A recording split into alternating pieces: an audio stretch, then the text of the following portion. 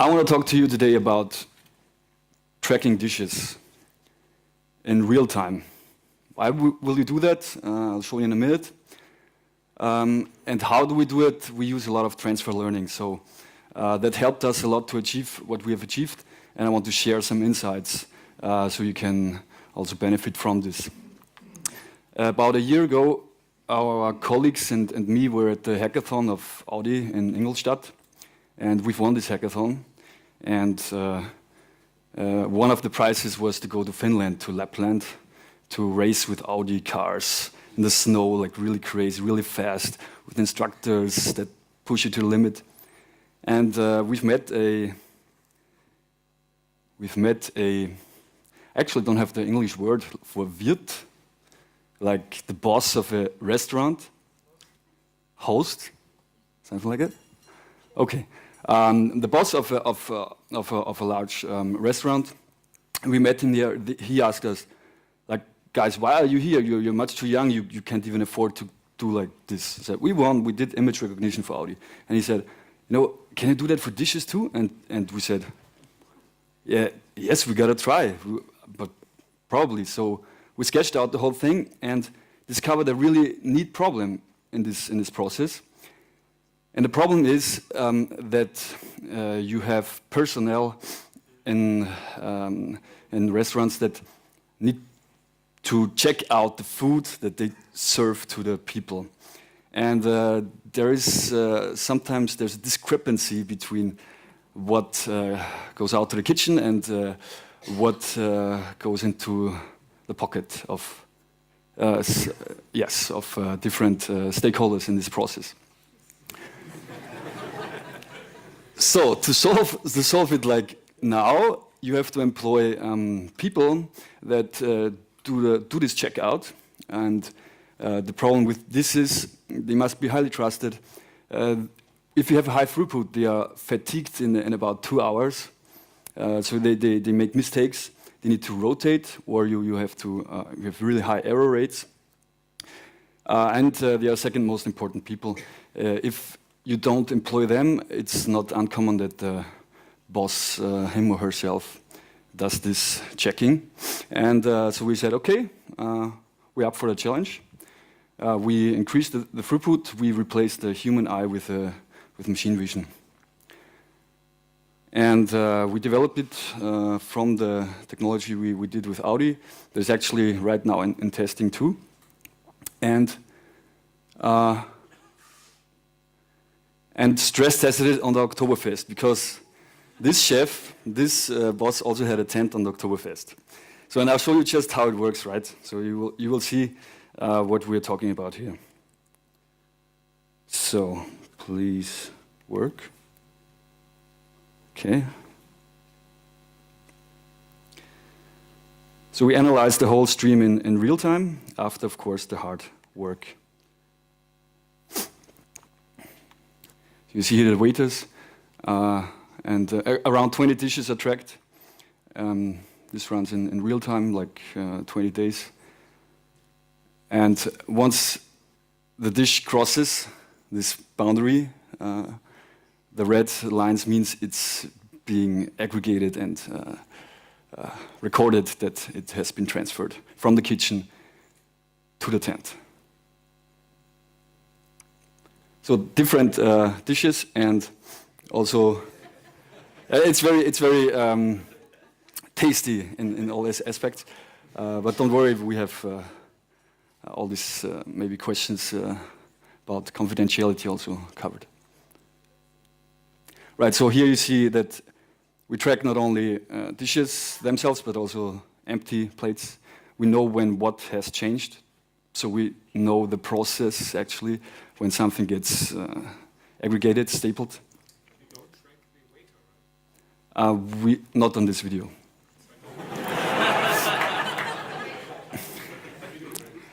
Well, you are from the industry, it seems to me. Yes, it's not shown here, yeah. Mm-hmm. So yeah, it can get quite busy.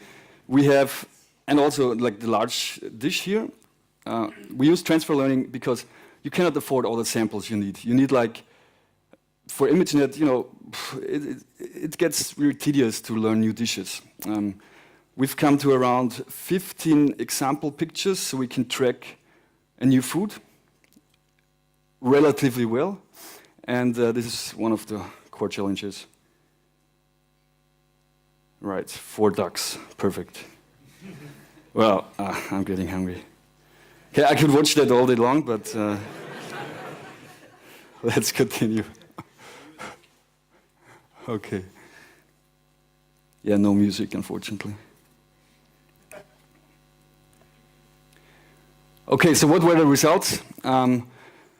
Since we didn't have really ground truth of all the data streams, we employed 2 people to count one day. And we have a high agreement of 98.2% for a specific category, where we also had a lot of samples. We also know the boundaries of where something can slip through. So we have a really good catalog how to improve on that. 20 types of dishes. We started with a data set from raw video of 28 hours, 2 days. And we came online with the analysis 1 day later. And the challenge, of course, from that was high. So I'll talk about what were the challenges. How did we utilize transfer learning to solve a subset of them? And a small outlook and conclusion about transfer learning in this aspect. Okay, so the challenge is you start with a blank slate and you have like raw video. You don't know the menu card. You have nothing basically. So you start with raw video. How do you get the labels, the samples, to actually create the object detection that should then work in real time again? So from video to detection, there is either a lot of work or, well, some automation and that's what we employed. Then also the quality, the labelings. How do you name certain dishes? Do you make a hierarchy, so the taxonomy? And sometimes the completeness. Even if the label creation process is cheap, you still cannot afford to tag every image, every snapshot with every object that you're interested in. So you have to deal with training an object detection pipeline with incomplete labels in each snapshot. And the other way around, if you have a detection pipeline, how do you transfer it back to real-time path tracking? It's much more difficult than in a benchmark, let's say like Coco or something like that, because you have blur, you have changing occlusions, so it's not a yes or no, so you have uncertainty and occlusion, and those detectors are noisy, so they disappear if the appearance changes slightly. You're not sure why. Sometimes. And, of course, compute time. So, yes? So stapling was not one of your core challenges? It came from the core challenges of occlusion. So if you know if something has disappeared because it was dropped, or if you know that something disappears because something gets on top of something else, you have this logic. Okay, so how do you tackle this from a tech stack point of view? Well, there's a lot of data acquisition, real-time video, the camera system, and on the right side, or on the left, no, right side from your point of view, we use React. I really like Apache Superset. It's like open source BI dash for the dashboards for exploration. And the science part, I would say, like always, like 20%, but it's very core to our thing. We use TensorFlow for the real time and PyTorch for the offline exploration. And I want to tell you about how we solved those problems. I briefly mentioned it. We do the automatic scene detection, shot extraction that minimizes the thing you have to label. We automated, semi-automated labeling tool so that we have already region proposals of dishes. We then propose the more people, what is this label? And it's only necessary to give it one label of a dish, and the next time you already have, with a high likelihood, Yes, it's pommes frites. Yes, it's Schweinshaxe, something like that. And of course, the training strategy. I will touch on the label proposal part, where we heavily relied on transfer learning. How many different labels did you have? Well, it was like the menu card 20, plus some auxiliary stuff, body. For that, we pre-screened which model can recommend best yet unseen dishes, and which model is easy to retrain, is robust to retrain, because we cannot always train models in the cloud, sometimes on premise. You cannot pamper. You cannot sit a data scientist next to Oktoberfest tent, although we did that, but only for a stress test. But not in general. Your stress. Yes, and also pleasure. So, and so we made pre-screen which models can be retrained easily. Here in a toy data set, so training time was an issue, and also of course accuracy.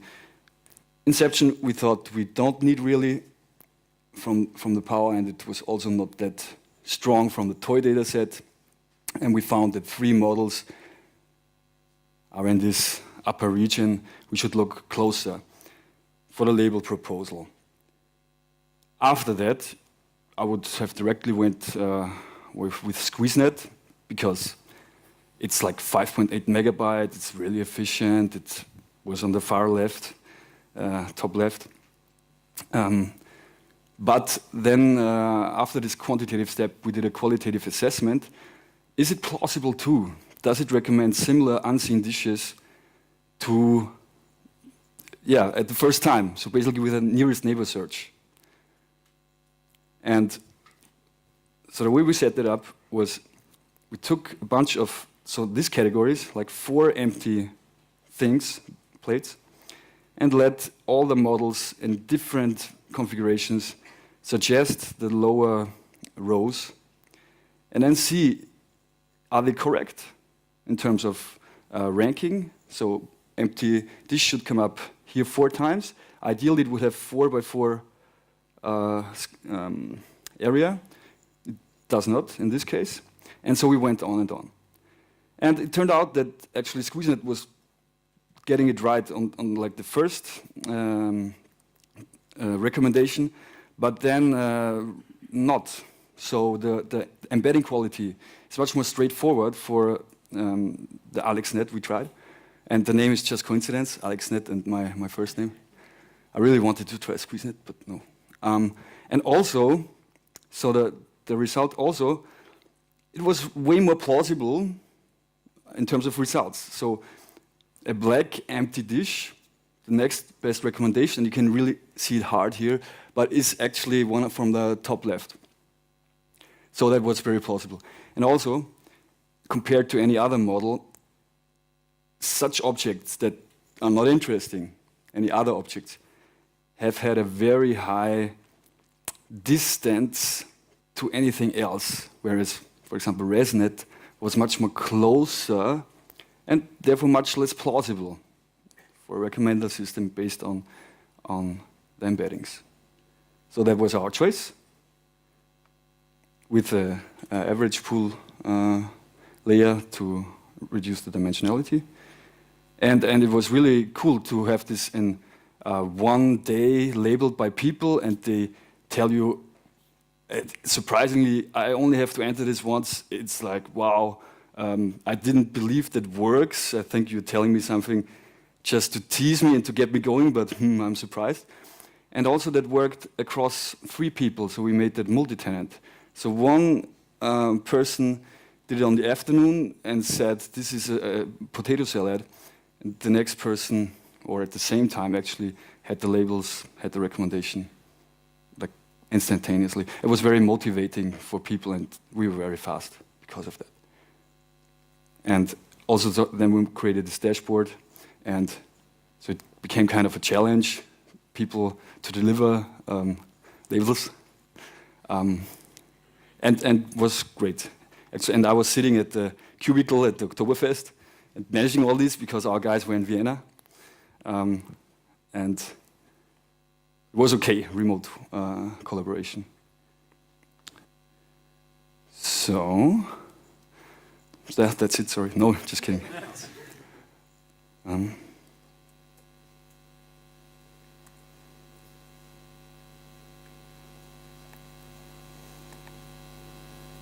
Should I restart? I will.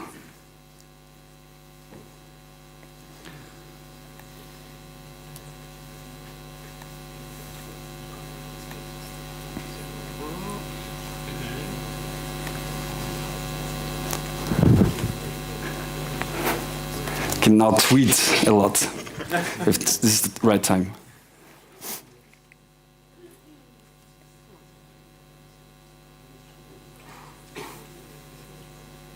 Yes. Did you take any pre-trained models for your testing, or did you train them from scratch? Well, for the label recommendation, the AlexNet. From ImageNet? From ImageNet, yes. Actually, we did the benchmark, I should have mentioned, from across all the PyTorch models, they all come from the ImageNet pre-trained world. Mm-hmm.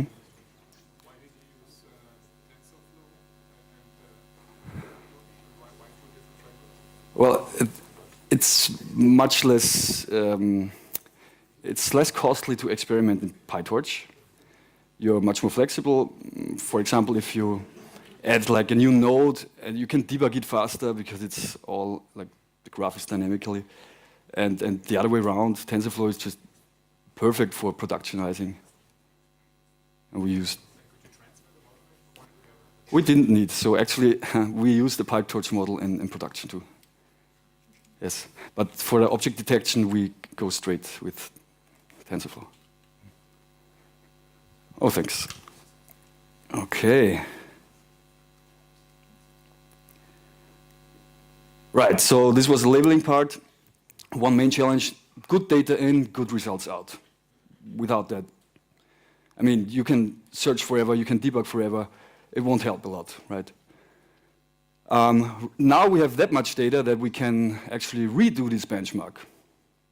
Before that, we didn't have data, and we just were pointing out like, very qualitatively what will work best. I did that yesterday, Saturday evening, and it's already on GitHub. Not the data, but the code to do that. What you can see here now is one training bench shootout without, with constant learning rate, without cyclical learning rate, and one's width. I think it's not complete because some more hyperparameter tuning would do well. But we can see that now with more data, we can do the deep retraining, and they will beat the shallow retraining where you only do the last few layers. Now, that's what we can see here. So now we have probably a lot better models for recommendations. And also the cyclical learning rate, if someone's familiar with this, helps only some models. I don't have a theory about that, but anyway, it will warrant another look at our whole pipeline and will improve just because of the data that we have now. All right, one more thing about training with, like in general, if you don't know whether you should get a good result, because what you're doing has no precedence, and you have a bug, those two conditions, then what do? Then you get something like this. You get a loss that's quite decreasing quite monotonically. Well, some hiccup, but you cannot interpret it. Then you have that's the mean average precision of one dish. You don't know, does it work or not? It goes up, it disappears. Maybe it was, well, don't know. And the thing is, if you have a bug in your pipeline and you don't see, and you cannot put it into really well overfitting curve like we can see here now, then you know you probably have a bug in the pipeline or somewhere in your supervised learning set. That's actually, okay, that's one experience, but don't give up if you see something like that. That's for sure, right? So here we failed completely in the beginning, and it was actually when we transferred the labeling data to the TensorFlow datasets. You don't make a mistake, of course, in making the bounding boxes not mix up width and height. Well, yes, it's those simple things. You know? Yeah. Well, and that's one thing from the object detection pipeline. So I already want to wrap up, or maybe I'm already late, and also the screen is. Wait, I'll try this. All right. We have time to cancel the screen. Okay. Okay, we're back. It's too much for this. Yes.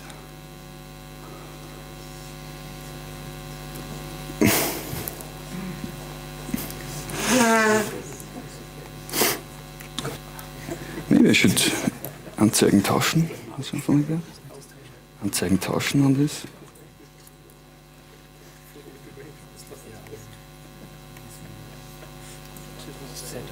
Mm-hmm. I don't know, I didn't see a lot of other speakers, but did that also happen to them? No. So, that's why I made it very quick.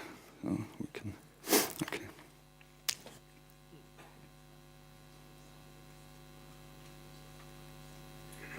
Question Mhm. while we wait then, could you say anything about the cyclical learning rate? Yes, it's it goes up and it goes down. That's about it. I mean, really, that's about it. So you expose the model to different kinds of gradient, like intensity, and by that, maybe you jump across the local minima. I think that's the main. That's the one. Learning rate is Just cycling up and down. Various forms, but there were empirical results that show better. As it is in academic papers, it must be better, so you don't know if it's worse. But I also had to try it, because for this benchmark, you would not want to find the optimal policy for each depth, for each model. It's a lot of work, so I tried to something that should equalize this influence from this hyperparameter. That's why. Mm-hmm. Yay, okay.